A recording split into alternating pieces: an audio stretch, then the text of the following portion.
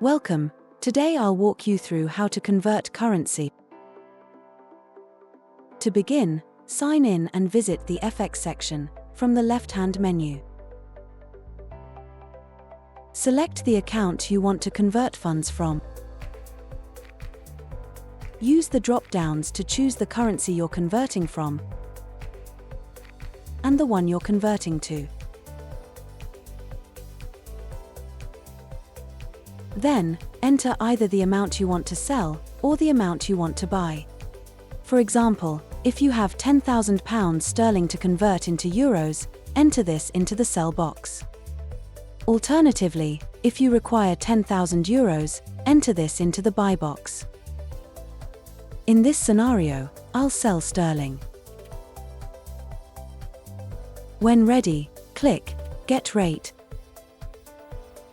You'll now see the live market rate, your account balances before and after, and the total conversion amount. If you're happy to proceed with the conversion, click Confirm